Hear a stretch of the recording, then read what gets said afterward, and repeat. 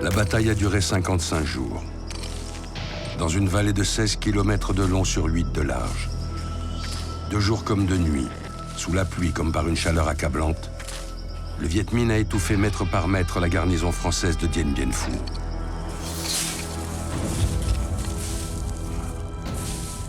Du 13 mars au 7 mai 1954. Plus de 3000 tués au combat et 8000 disparus. Une des pires défaites de l'armée française.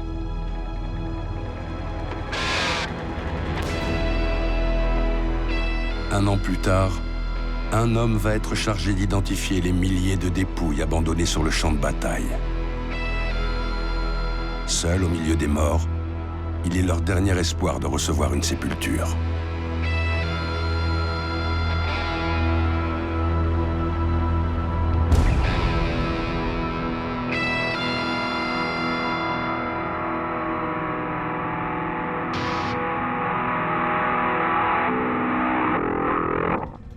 Je m'appelle Belmont, capitaine Paul Belmont.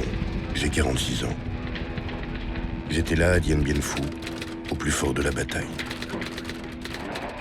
Fait prisonnier, j'ai survécu au camp du Viet Minh pour prendre en charge le bureau des sépultures à Saigon.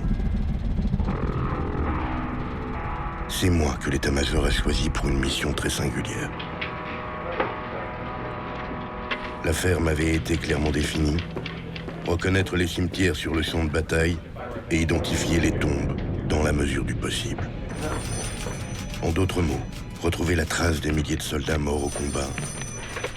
Une tâche si colossale qu'elle semble impossible à réaliser. L'opération est montée grâce à l'obstination du général Gambiez, le chef d'état-major du commandant en chef à Saigon. Il a convaincu les autorités françaises de l'urgence à revenir sur les lieux de la bataille pour permettre aux familles de faire leur deuil. Il semble en faire une affaire très personnelle. Les accords de Genève qui mettent fin à la guerre autorisent les deux camps à identifier les sépultures de leurs soldats.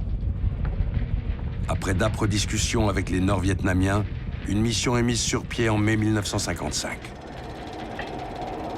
Seule une poignée d'officiers est dans la confidence, et les archives militaires n'en garderont que peu de traces.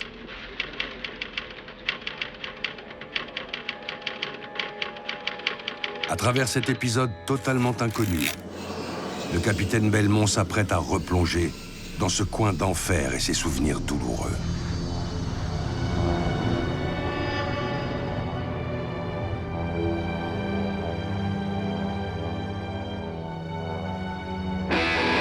Parti de Saigon par avion, à destination d'Hanoï.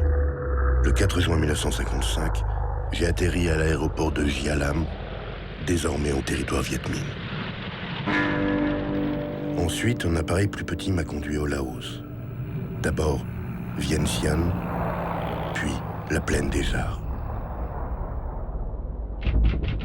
À Saigon, l'officier en charge de la mission avait attiré mon attention sur plusieurs noms de soldats disparus à identifier en priorité. Parmi eux, figurait celui du sous-lieutenant Alain Gambiez, tué au combat à Dien Bien Phu. C'était le fils du général qui s'était tant battu pour la mission. Et la mère d'Alain souhaitait donner une sépulture décente à son enfant. J'ai rapidement compris qu'il s'agissait d'un objectif prioritaire. Le 8 juin 1955, à 13h, c'est au tour d'un hélicoptère de me prendre en charge. Le plafond s'est légèrement élevé et nous tentons le vol pour Dien Bien Phu. Un an après, je pose le pied sur le site de la bataille.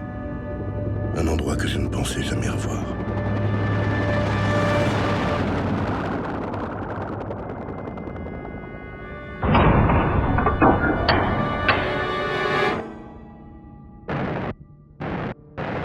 Tout à l'heure, en me quittant, le pilote m'a serré la main.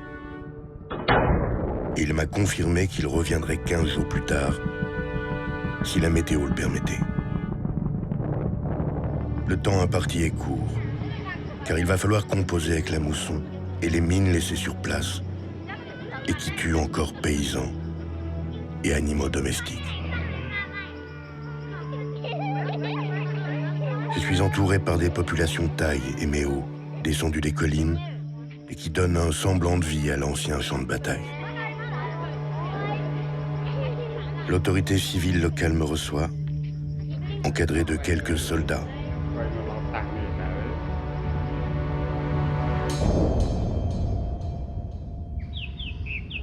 Je suis logé dans une paillote au sud de Dien Bien Phu. Mes bagages ont été soumis à une fouille minutieuse et aucun recoin n'a été oublié par les soldats qui cantonnent à proximité. Pas des gardiens, mais presque. Le délégué local m'assure de toute l'aide possible de la population. Il m'informe alors que les recherches ne commenceront que dans 2 jours, car demain est un jour férié. Une tradition locale. La fête des fantômes et la célébration des âmes errantes. À cette occasion, on offre aux morts un repas copieux pour l'au-delà, m'explique-t-il.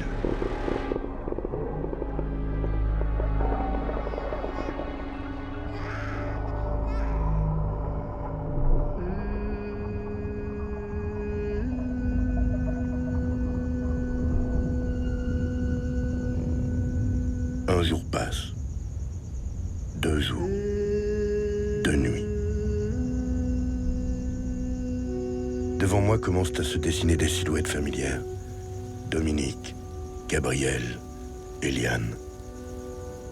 Tels sont les prénoms féminins donnés aux collines qui enserrent la vallée.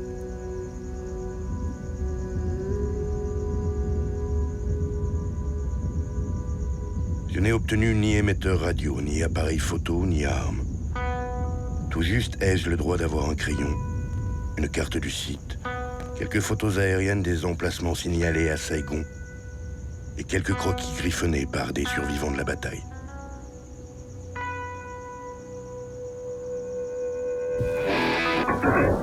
La nature a repris ses droits et herbes à éléphants, lianes, roseaux rendent l'identification des lieux de plus en plus difficile. Les points d'appui sont recouverts d'une végétation très haute qui nous masque leurs contours. Et les tranchées disparaissent sous les herbes très denses. Je suis surpris du silence qui règne dans la vallée. Je n'y ai connu que bruit et fureur. Et au lieu de retrouver les senteurs âcres de la bataille, je ne respire plus qu'une forte odeur d'herbe mouillée.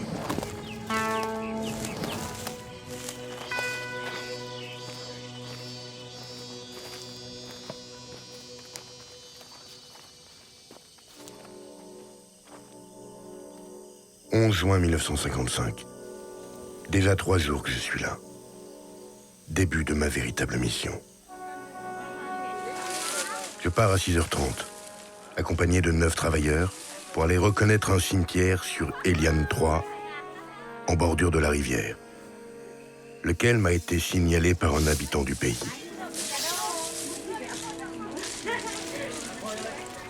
Après quelques heures de marche, nous y parvenons. À nos pieds, les abris effondrés disparaissent sous un manteau vert. Les tranchées sont ensevelies par le ravinement des eaux, dans lesquelles les ossements d'animaux se confondent avec ceux des hommes. Le cimetière est entièrement recouvert. Le débroussaillage commence aussitôt. Gratter, biner, creuser.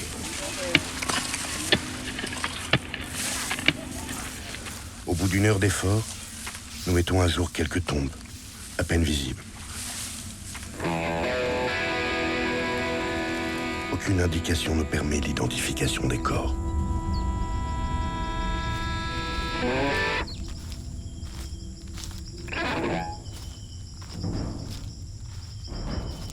Deux heures plus tard, nous partons à la découverte du cimetière dit de la Pagode. C'est le médecin commandant Grevin, un des chirurgiens du camp, qui me l'a indiqué.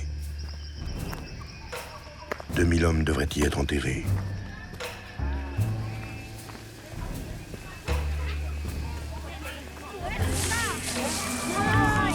Nous trouvons rapidement ce qui n'est qu'un immense charnier. Des monticules se font jour, voisinant là encore avec des excavations remplies d'ossements. Les tirs d'artillerie ont labouré la terre, révélant des corps inhumés quasiment au ras du sol, au cours de combats toujours plus violents. Les pillards ont détroussé les cadavres de leurs derniers objets précieux. Montres, médaillons ou bagues, tandis que les bêtes sauvages dépeçaient les malheureux, finissant de leur ôter toute humanité. Rien ne permet d'identifier qui que ce soit. Il faut encore débroussailler. Quel sera le premier mort à qui Belmont redonnera un nom, un parcours, une vie?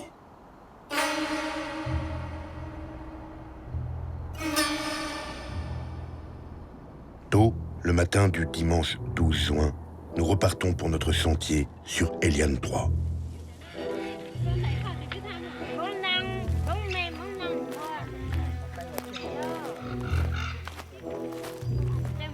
En fin de matinée, nous mettons à jour une tombe, munie à sa tête d'une croix.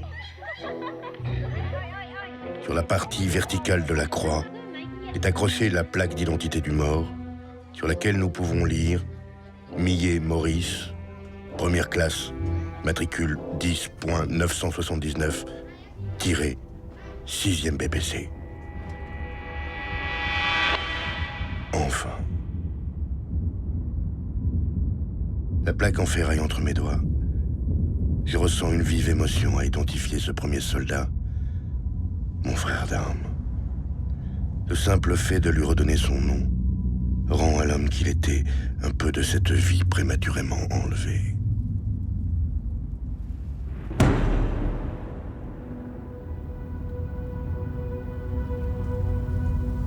Son livret militaire n'affiche pas de photographie d'identité, mais il renseigne le parcours du première classe Maurice Millet. Il était brun, aux yeux gris, un nez rectiligne, un visage ovale. Il mesurait 1,65 m pour 59 kilos. Il était catholique. Et c'est le 14 octobre 1931 qu'il était né à Comenaille, dans le Jura.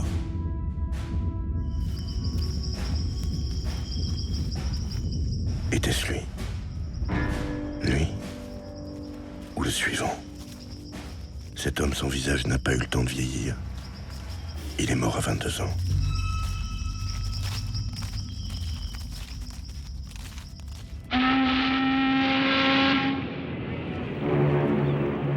Il débarque à Haiphong le 28 juillet 1952 pour rejoindre le bataillon des Paras du commandant Bijard, le plus célèbre d'Indochine.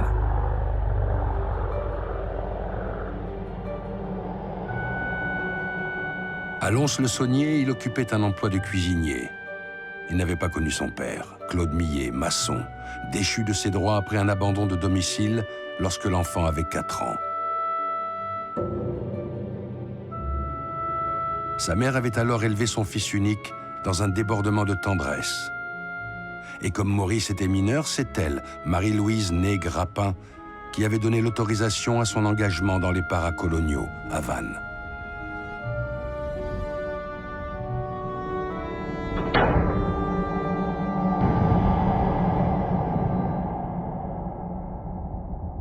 Écrit en lettres minuscules, appliquées, on apprend qu'il était tireur d'élite. Il entame sa 21e année en étant cité à l'ordre de l'armée et il reçoit la croix de guerre avec palme. Jeune soldat tireur d'élite, calme et courageux, parachuté au Tonkin où il s'est brillamment conduit au cours des combats de Tulé.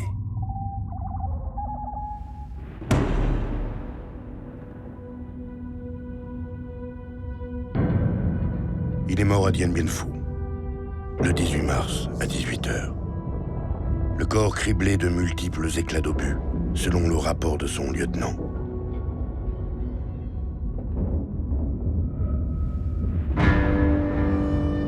On l'a entouré dans un parachute blanc. Il n'était là que depuis 2 jours. Il est rayé des contrôles administratifs dès le lendemain. Une mort imputable au service, dit un télégramme. Marie-Louise Grappin ne reçoit l'avis de décès de son fils qu'un mois et demi plus tard, au 45 rue Jean Jaurès, à Lons-le-Saunier. Elle recevra une somme de 5 000 francs, plus un reliquat de 3 450 francs de prime. Mort pour la France. Maurice Millet est le premier corps que j'identifie. Pour lui rendre hommage, j'ai fait inscrire sur une nouvelle croix son nom à la peinture, pour que la famille puisse un jour peut-être lui redonner une sépulture.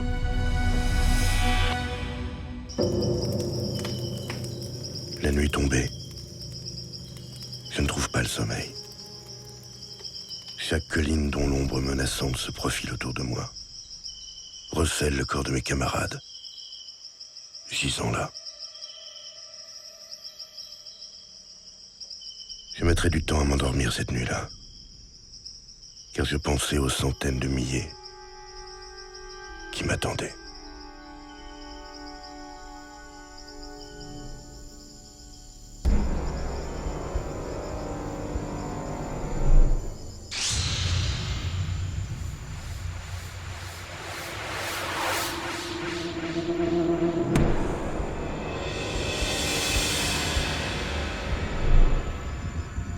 L'aube du 13 juin se découvre et je n'ai pas fermé l'œil de la nuit. Départ à 6h30. Les hommes mis à ma disposition sont au nombre de 17. Ils vont continuer à nettoyer la zone du cimetière numéro 2, dit de la Pagode.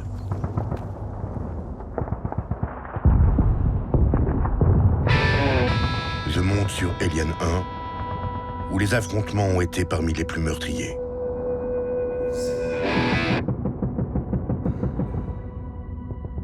Les herbes hautes nous cachent l'emplacement des fosses communes qui m'ont été signalées. Un véritable linceul vert.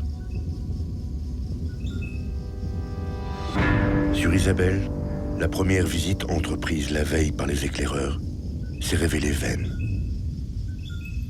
Là-bas aussi, un rideau de branches cassées et d'herbes folles rend le site impraticable.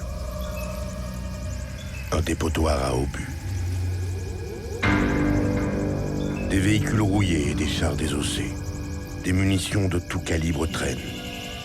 Obus de 105, grenades, bandes de mitrailleuses. Et quelques croix. Celles que la population n'a pas ramassées pour se réchauffer lors des nuits fraîches. C'est sur ce site que la tombe du sous-lieutenant Gambiès se trouve. Les recherches sont en cours. Des paysans taillent s'y emploient avec zèle. Nous repasserons plus tard, une fois les cimetières déblayés.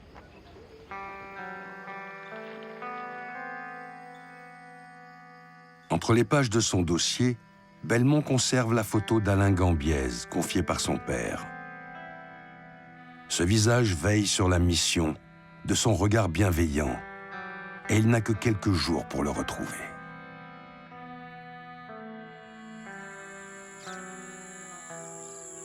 D'Eliane 1, où nous étions ce matin, nous nous dirigeons vers l'autre colline, Eliane 2, où se trouverait un cimetière para.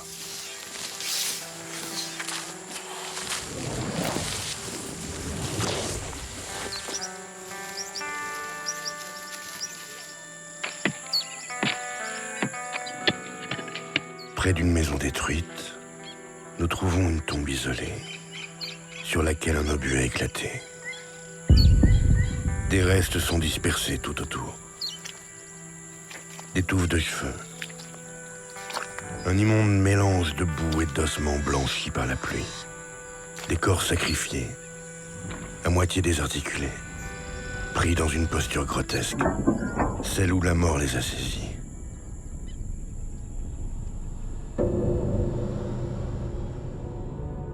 D'après mon croquis, je suis persuadé qu'il s'agit des restes de Gilles de Fromont, chef de section au 6e BPC, le même bataillon que Maurice Millet.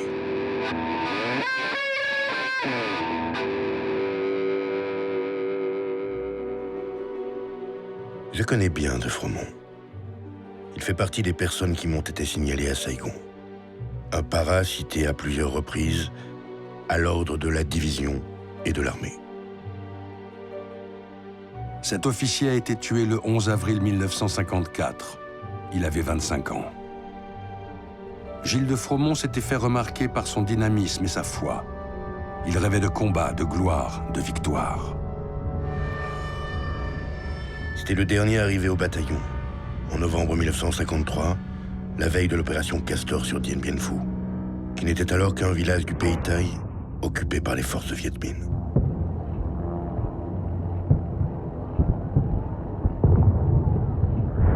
À Dien Bien Phu, il est parachuté le 16 mars avec ses camarades du 6e BPC, dont Maurice Millet.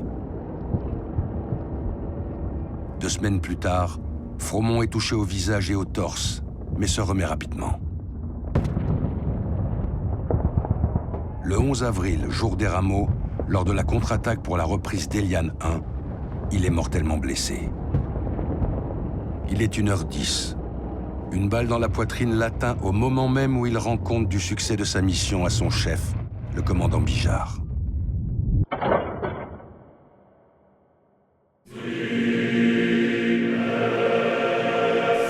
Ses camarades ont porté le corps sans vie de Gilles et le lieutenant a rassemblé ses affaires personnelles pour les remettre à sa famille. D'après ce qu'on m'a dit, il est inhumé sur la position du bataillon. Son père est prévenu quelques jours plus tard au château de la Benèche, près de Fillet, dans la Sarthe. C'est là, dans les environs du Mans, que Gilles était né, le 14 mars 1929.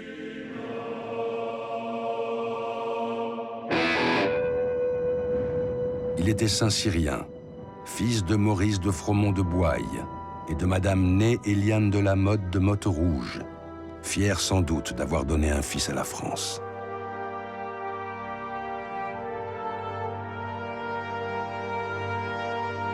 C'était son premier séjour en Indochine. Croix de guerre avec 4 citations. Une légion d'honneur à titre posthume. Je comprenais la priorité qui m'avait été donnée de retrouver sa sépulture. À son père, le commandant Bijard écrira « Je l'aimais pour sa belle gueule, son cran et son caractère. Gilles était un peu mon fils. » Une mort imputable au service, dit l'administration dans sa rédaction sèche et factuelle.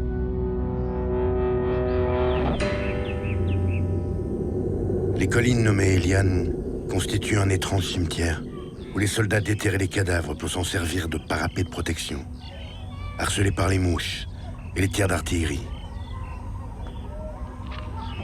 Entre les sacs de terre et les couches de rondins, on exhume le corps. L'homme que je découvre n'est pas Gilles de Fromont de Boye. Le rapport Belmont indique « Cette opération nous met en présence du corps d'un Nord-Africain qui porte au poignet droit une plaque d'identité sur laquelle nous pouvons lire « Matricule 2737-905, Leblalt Abrahim, du 3e régiment de tirailleurs algériens. » C'est le 2e combattant identifié. À l'heure où Belmont trouve sa dépouille, personne ne sait ce qu'est devenu Leblalta. Il ne figure ni parmi les prisonniers, ni les disparus ou les morts. Brahim Leblalta n'avait pas encore 20 ans. Son livret révèle qu'il est né le 16 juin 1934 au Douar Ishmoul, journalier agricole de père en fils dans une région pauvre des Aurès. A-t-il voulu voir du pays? A-t-il été attiré par la solde qui le sortirait de la misère? Ou a-t-il été contraint? Le fait est que le tirailleur Leblalta s'engage à Constantine le 18 août 1953 au 3e régiment de tirailleurs algériens pour 4 ans. Selon son dossier militaire, Brahim est plutôt grand. Il a les cheveux noirs, les yeux marrons. Il ne sait ni lire ni écrire, il est noté par ses supérieurs comme un élément moyen mais qui s'applique de plus en plus. À cette époque, les vieux tirailleurs qui ont combattu en Italie, en France et en Allemagne se font rares en Indochine. On les remplace par de jeunes Maghrébins récemment engagés et qui n'ont aucune expérience de la guerre. Brahim en fait partie.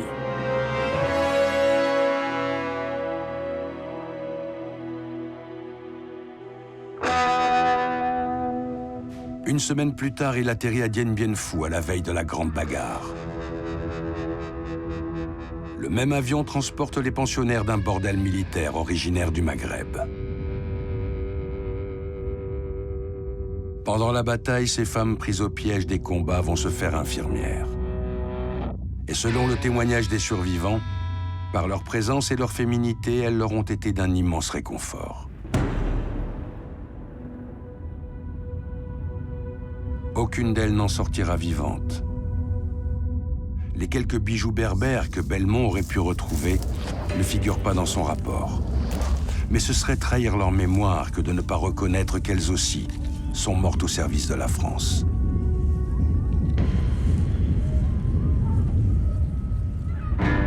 Le 13 mars, premier jour de l'offensive, les explosions nourries paralysent d'effroi les jeunes recrues. Ils croulent sous les tirs de l'artillerie. Le centre de résistance Gabriel est dévasté. Ce jour-là, le tirailleur Leblalta ne figure pas parmi les victimes, mais plus personne ne le reverra vivant. Comment expliquer sa disparition ?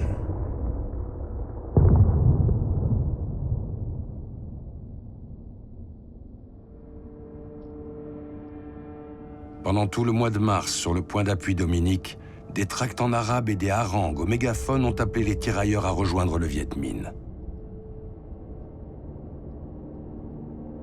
Brahim a-t-il déserté, en se disant, comme l'ont fait tant d'autres, « Ce n'est pas ma guerre » ?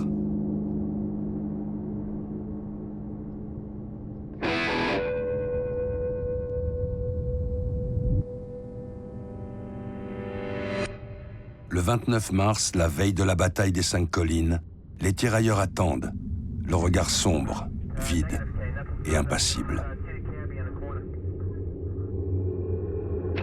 L'ennemi nous regarde, on le regarde. Ils sont à moins de 200 mètres. Ils sont assommés par le manque de sommeil et les privations.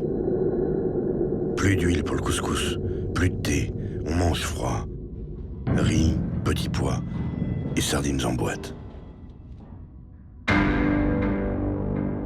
Le 30 mars au soir, sous les tirs de 105 et de mortiers lourds, le 3e bataillon du 3e régiment de tirailleurs algériens est décimé.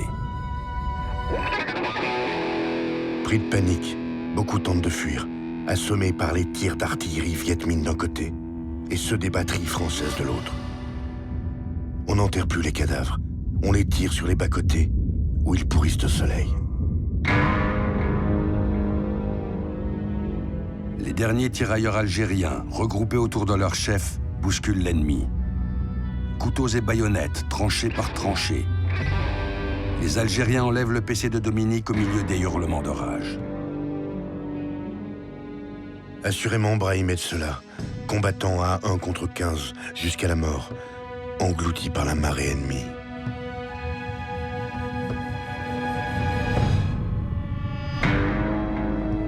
Six mois après la bataille, le président des Amitiés africaines de la commune mixte de Lorès écrit au ministère des anciens combattants pour demander des nouvelles du soldat Leblalta, qui n'a pas écrit à son père depuis 18 mois.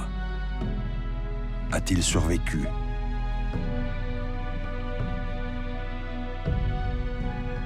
Le 30 janvier 1956, l'acte de décès officiel parvient enfin à Mohamed Ben Abdallah, le père de Brahim, soit presque 1 an après la découverte du corps de son fils par Belmont. Les parents de Brahim n'auront pas droit au capital décès, réservé aux seuls Français métropolitains. J'ai fait re-inhumer son corps. Ses restes sont enterrés dans 2 containers d'obus de 155 et dans une caisse à grenades. Brahim était des nôtres, mort pour la France, en Indochine, loin des Aurès. Le corps de Gilles de Fromont, lui, ne sera jamais retrouvé.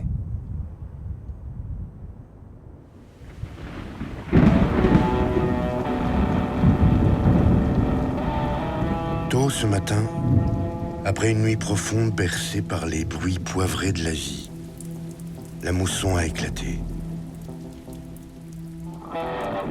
Vers 15 heures, la pluie se calme. J'apprends que 2 nouveaux cimetières ont été découverts. Nous partons aussitôt pour nous rendre compte. Au cours de ce long chemin de douleur, qu'espère inconsciemment le capitaine Belmont? Remplit-il simplement sa mission en obéissant aux ordres? Ou bien redonne-t-il vie à des fantômes pour chasser sa culpabilité d'être resté en vie? Nous nous dirigeons alors vers les points d'appui de Dominique, en bordure de la Namioun. Les autorités locales me rappellent que le terrain est truffé de mines et que les paysans sont les seuls à connaître leur emplacement. Je leur explique que j'ai passé les 55 jours de la bataille sur cette position et qu'il n'y a aucune mine dans ce secteur-là. Je connais parfaitement les lieux et nous nous engageons sur le terrain en toute liberté. Je marche en tête de la colonne, mais très vite, nous nous heurtons à une véritable forêt vierge. Une surprise désagréable nous attend. En sortant de son lit, la rivière a envahi les cimetières sur lesquels nous devions travailler. Force m'est donnée d'abandonner notre projet.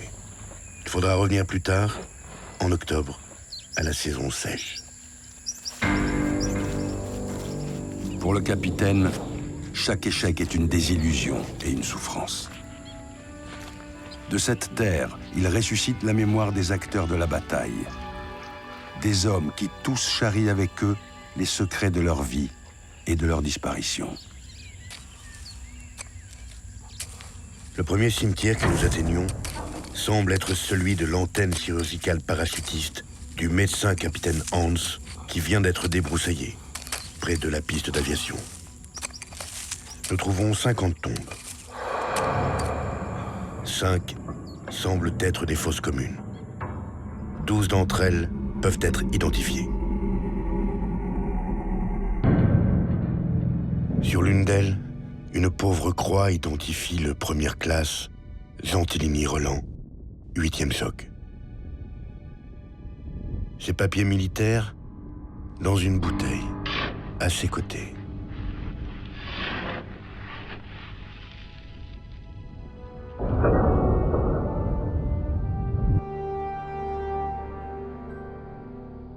Rien ne destinait le première classe Roland Gentilini à recevoir les honneurs militaires et une distinction particulière. Tour à tour déclaré blessé, porté disparu puis prisonnier, il est déclaré officiellement mort à la date du 5 avril 1954, à l'âge de 22 ans. Gentilini était né le 3 décembre 1932 à Paris. Il s'était engagé dans les parachutistes coloniaux le lendemain de Noël 1950. À cet effet, il avait menti sur son âge et s'était vieilli de 2 ans. Il avait déclaré alors qu'il était horticulteur.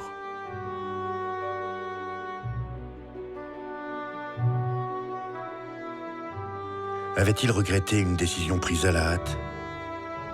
Il a déserté une première fois au bout de quelques mois, puis une seconde, à peine libéré de prison. Sa condamnation retarde son départ en Indochine et prolonge ainsi la durée de son engagement de 14 mois, de telle sorte qu'il sera encore mobilisé à Dien Bien Phu.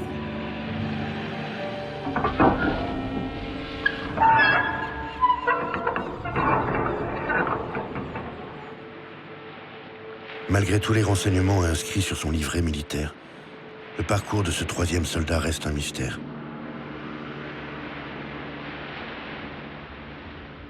Le 4 juin 1952, sa peine purgée, il nous rejoint en Indochine.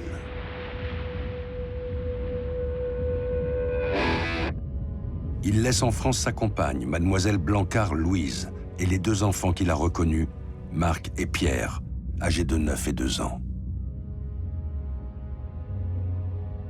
Ses supérieurs le décrivent comme une personnalité indécise, au caractère entier et difficile, à surveiller de très près. Les archives sont parfois cruelles. Il traîne souvent à l'infirmerie, le 27 janvier 54 pour une dysenterie ou une dent de sagesse. Puis il est à l'hôpital en février pour un furoncle.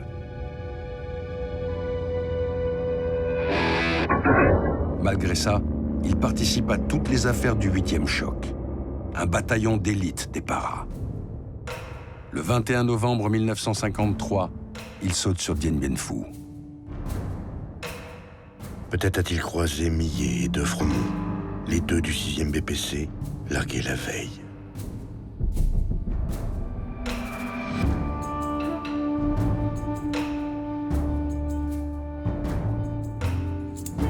Le 21 décembre, il participe à l'opération Pollux sur le Sop Now. La nuit de Noël passée dans les montagnes aurait dû marquer la fin de ses 3 ans d'engagement.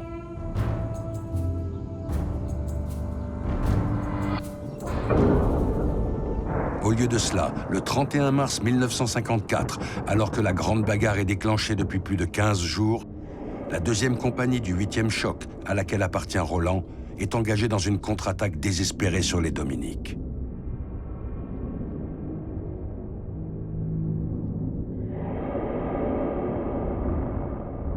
Le journal de marche de son régiment indique que lors de corps à corps acharnés, le premier classe Gentilini a été touché.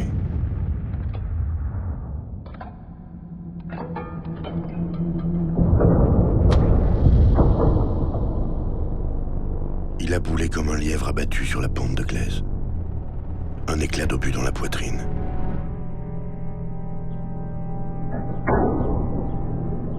Ses camarades l'évacuent vers le premier poste de soins dans un état critique.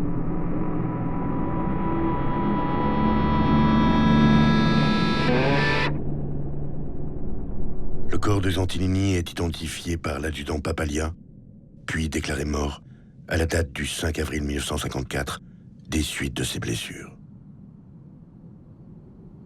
Ce n'est que 2 ans plus tard que Louise Blancard, sa compagne et ses 2 enfants seront prévenus de sa mort au 42 rue Geoffroy-Cavaignac dans le 11e arrondissement de Paris, avec ménagement, selon la formule employée.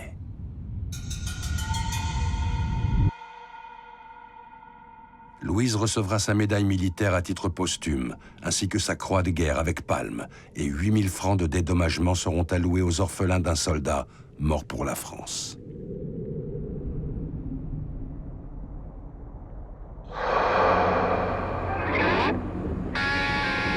De jour comme de nuit, l'aviation a payé un lourd tribut pendant la bataille. Avions ravitailleurs, avions Lucioles, Dakota, chasseurs et bombardiers. Les carcasses jonchent notre route.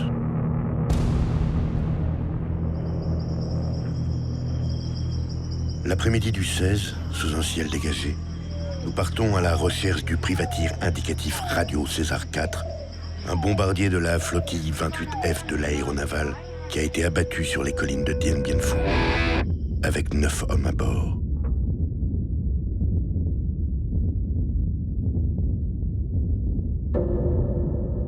Ce sont ces hommes que je recherche.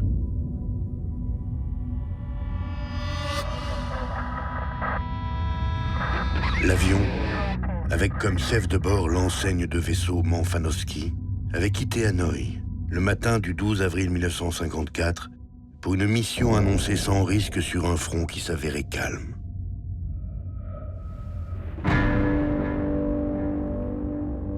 À 11h40, au nord-ouest d'Anne-Marie, au moment où il largue ses bombes à 10 000 pieds d'altitude, l'avion est atteint par la DCA ennemie.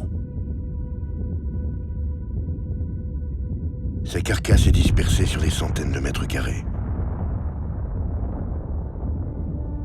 J'ai étudié les prises de vue aériennes et les ai croisées avec les informations du terrain. Elles montrent que l'appareil n'était pas entièrement détruit et que le Viet Minh s'est précipité pour en retirer les éléments encore utilisables.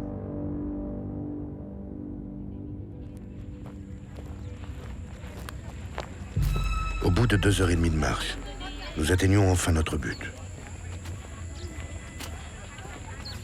nous ne trouvons rien d'autre que des débris calcinés à 1600 mètres au nord-ouest d'Anne-Marie. D'après les habitants du village, 5 corps ont été retrouvés, enterrés dans une fosse commune, à 30 mètres de l'appareil. Que sont devenus les 4 autres disparus? Belmont est pris d'un terrible pressentiment. Il faut savoir que le Viet Minh n'accordait pas le statut de prisonnier de guerre aux aviateurs. Alors, l'équipage manquant aurait-il été abattu sur place, sans autre forme de procès? Un crime de guerre, parmi d'autres.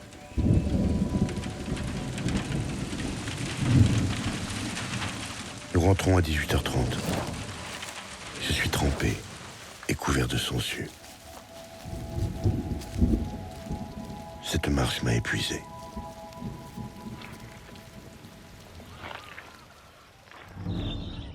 Vendredi 17 juin 1955. Plus d'une semaine que je suis là. La mission se poursuit avec une sorte de ferveur lugubre. De la terre mouillée montent des parfums forts. Sur des bicyclettes réquisitionnées, nous retournons vers Isabelle, en empruntant la piste sur laquelle Alain Gambiez a été abattu.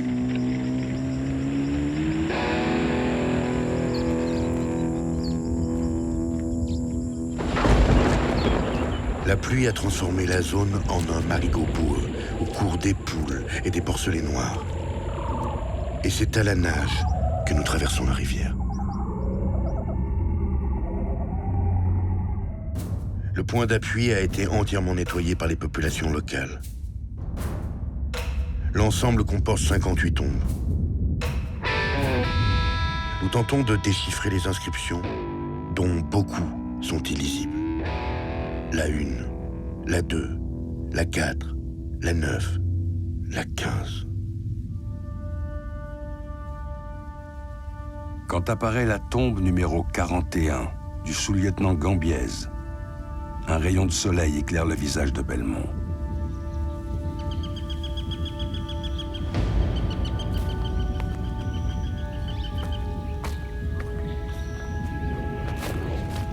Il s'agenouille devant pour en nettoyer la plaque et découvre dans la terre tombale un éclat en métal d'hélicoptère, laissé là à des fins d'identification.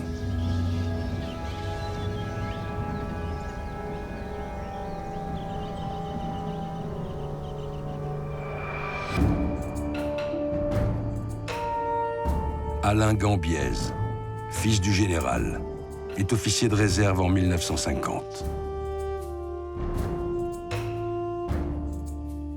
Ancien élève du Prytanée militaire, il se porte volontaire pour l'Indochine, où son père effectue son deuxième séjour. Il débarque à Dien Bien Phu, sous-lieutenant affecté au 3e régiment étranger d'infanterie, 2 mois avant sa mort. Il était né à Rabat, au Maroc, en 1931. Il aurait eu 23 ans en juillet.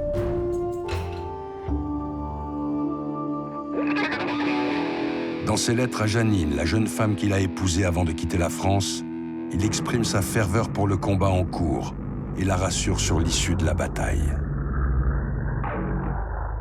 Le 16 mars, Janine, secrétaire médicale à l'hôpital La Naissante d'Hanoï, reçoit son dernier mot. « Je n'ai pas le temps de t'écrire. Je tâcherai de le faire dans la journée. Des tonnes de baisers pour t'aider à passer la nuit. Je t'embrasse. » Le samedi 20 mars, il est blessé lors d'une ouverture de route au village de Bangkolai.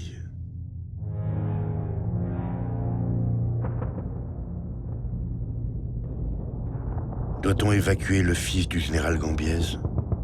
C'est la question que se posent ses supérieurs. Sa blessure n'est pas vitale, mais le cas d'Alain sème la panique à l'état-major.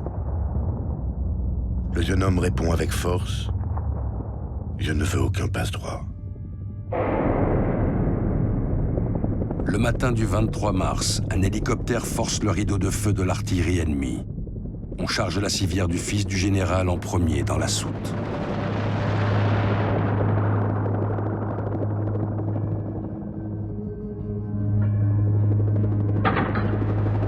Alors qu'il décolle, un obus de 105 touche la queue de l'appareil. Il s'écrase puis explose au milieu des barbelés. Il est 12h30. Alain meurt brûlé vif. Aussitôt, il est enterré par ses camarades dans le petit cimetière d'Isabelle.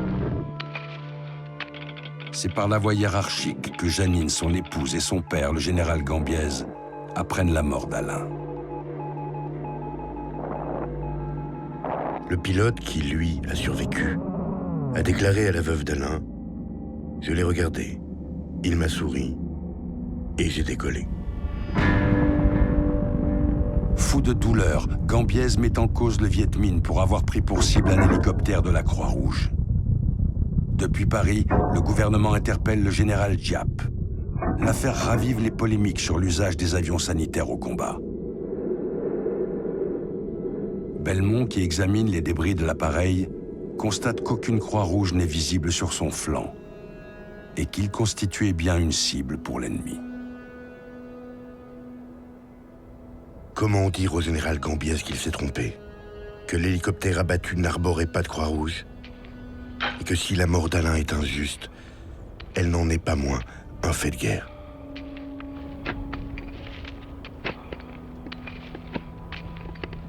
À quelques mètres de là, la tombe numéro 24 désigne celle du lieutenant Guy Rossini du 3e régiment d'infanterie de Légion.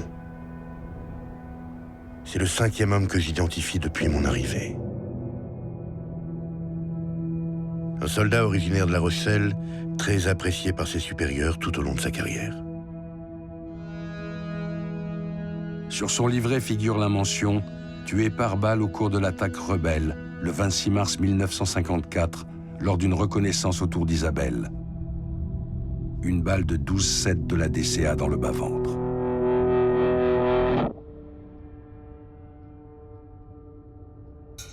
Sa vie est un destin lourd d'histoire. Il avait consacré toute son existence à la guerre.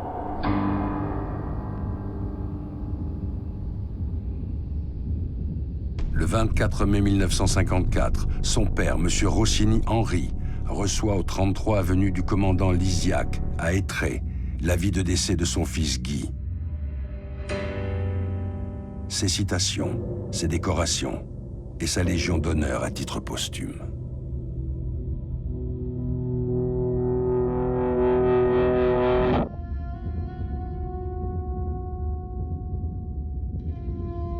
Le soleil se couche tôt à Dien Bien Phu.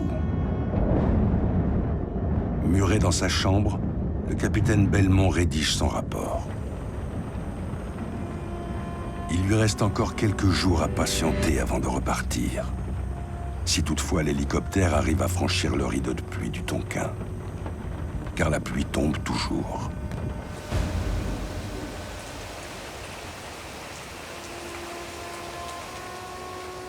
Mais vers 9h du matin, c'est l'accalmie. Nous nous dirigeons au sud de Claudine pour nous rendre compte de l'importance du cimetière découvert 5 jours plus tôt. Je ne puis encore affirmer s'il s'agit du cimetière dit de l'Arbre Mort. Nous voyons très nettement 10 tombes, dont 2 seules peuvent être identifiées. Il s'agit de celle de Seth Paul, du 1er régiment d'infanterie coloniale du Maroc, tué le 5 avril 1954, et celle de Le Goff Louis, du 1er régiment de chasseurs à cheval, tué le même jour. Les 2 autres tombes ont bien une croix, mais les inscriptions sont indéchiffrables.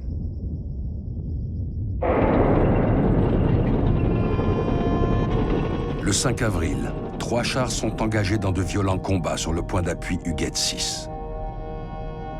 Louis Le Goff sur le Conti, Paul Seth sur le Douaumont. Des tireurs au canon appréciés de leur chef. L'un parisien, l'autre d'Haiphong. Ils sont morts le même jour à quelques minutes d'intervalle.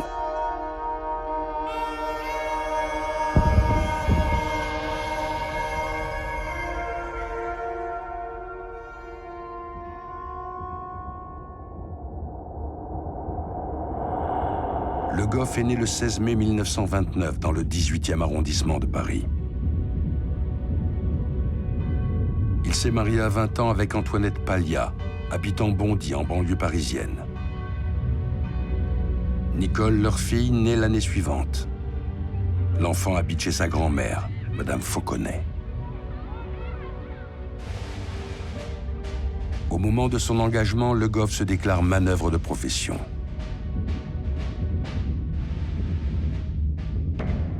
Voici la seule photo de Louis Le Goff, prise dans l'abri de l'escadron, peu avant sa mort.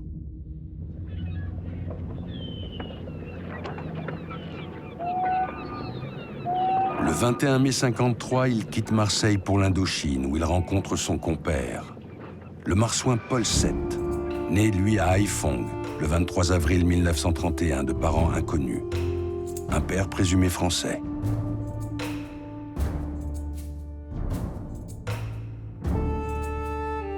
Naturalisé français par un jugement d'avril 1950, il s'engage aussitôt à l'âge de 20 ans.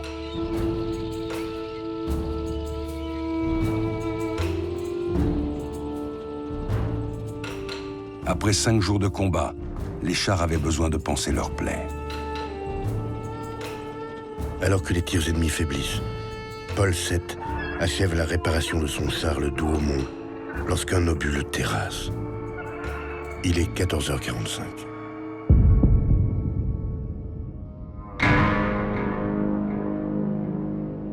Dans la minute, son camarade Le Goff est désigné pour prendre sa place sur le char en panique. Son supérieur, le lieutenant Mangel, se rappelle ces derniers mots. « Vous comprenez, mon lieutenant, je suis marié.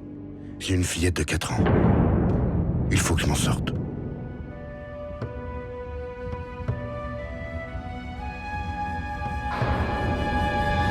À peine le lieutenant l'a-t-il rassuré qu'un nouvel obus éclate. Le Goff est frappé de plein fouet. « Je suis mort, dit-il, en expirant longuement. Il est 15 heures.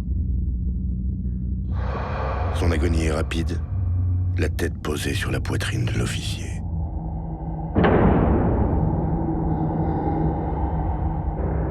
Le lendemain matin, à l'aube, le lieutenant cherche Le Goff. Il le retrouve dans la tranchée où son corps avait été jeté la veille, recroquevillé, la tête entre les bras, les genoux sous la poitrine, dans la position qui était la sienne avant de naître.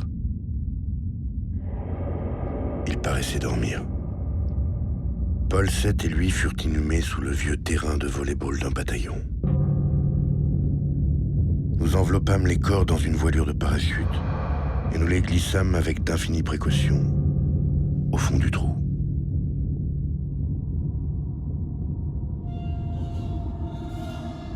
Le lieutenant déposa les bouteilles qui contenaient leurs papiers. On creusa profond pour éviter qu'un obus les déterre.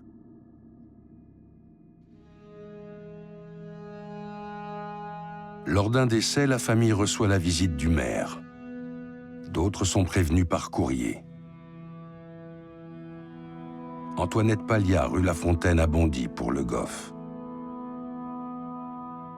Et M. Dauport, l'oncle adoptif de Paul VII, sa seule famille, aux 4 rue Jean-Guinet à Haiphong. La fille de Le Goff, Nicole, ne reverra jamais son père. En contrepartie, elle reçoit 9 000 francs chez sa grand-mère, Madame Fauconnet, 13 rue Fontaine, à Bondy. Ainsi que la médaille militaire pour une mort imputable au service. Une médaille militaire pour l'un, une croix de guerre pour l'autre, 2 soldats morts pour la France, les 6e et 7e corps exhumés par Paul Belmont à Dien Bien Phu, 1 an plus tard.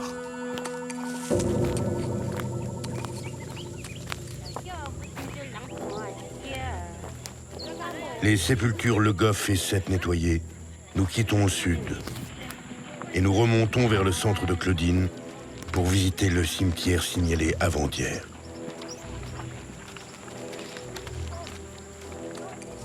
Nous sommes en présence de 9 tombes, dont une seule porte des indications contenues dans une bouteille. Nous pouvons lire avec peine Wang Kong Nang, sergent, matricule 96.112. Il était né en 1928 à Trang Sa, dans le delta du fleuve Rouge. Il était bouddhiste. C'est tout ce que l'on sait du sergent Wong, matricule 396.712, tué le 24 avril 54. C'est lui, notre soldat inconnu. Dossier militaire vide, carnet de santé vide, service des sépultures vide. Seul le corps exhumé par Belmont témoigne de son existence. Une archive révèle seulement qu'il était chef de pièce de mortier de 120 à la première compagnie étrangère de parachutistes de mortiers lourds. Ce samedi 24 avril, les tirs Viet Minh portent juste. Et les mortiers du sergent Wong ne sont pas épargnés. Il est tué d'un tir de riposte. Dans le feu de l'action, aucun témoin n'est en mesure de contresigner l'acte de décès. Aucune personne à prévenir n'est mentionnée. Aucune somme ne lui est allouée, car le soldat, bien que mort pour la France, n'a pas la nationalité française.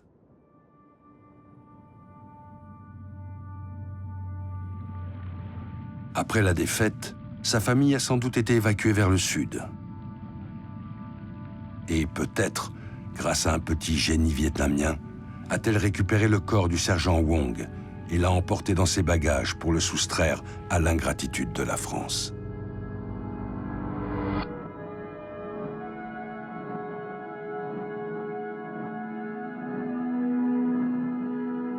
C'était le 8e et dernier soldat identifié par le capitaine Belmont dans son rapport.